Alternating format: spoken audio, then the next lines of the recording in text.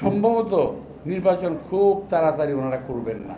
কয়েকটা দল যা শুরু করছে, এইটা না হইলে নির্বাচন হবে না, ওইটা না হইলে নির্বাচন হবে না। যদি এগুলো হইতে থাকে তো নির্বাচনে কেমনে হবে ভাই?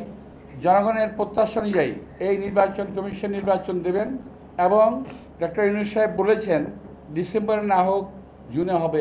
এই কথাটাই আমাদের একটা বিব্রতর অবস্থা ফেলে দিয়েছে। যে একবার বললেন ডিসেম্বর, আবার বললেন জুন।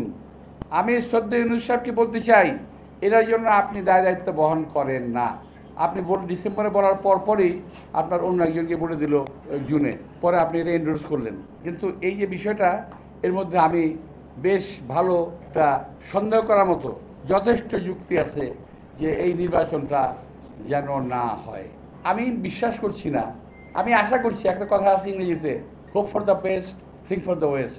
ভালো কিছু আশা করো, খারাপ কিছু চিন্তা করো।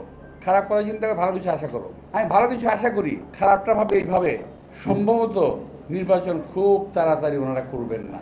আমি তার কোনো লক্ষণ আমি দেখি না। কয়েকটা দল যা শুরু করছে, এইটা না হইলে নির্বাচন হবে না, ওইটা না হইলে নির্বাচন হবে না। যদি এগুলো হইতে থাকে তো নির্বাচনে কেমনে হবে ভাই?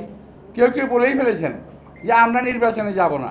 কয়েকদিন আগে হইলে আপনার নির্বাচনে গেলেই কি না গেলেই কি? আপনারা চিন্তা কেনা বাংলাদেশে, মানে আপনারা নির্বাচন যাবেন না, ধমক দেন। নির্বাচনটা যথাসময়ে আমরা আশা করতে পারি।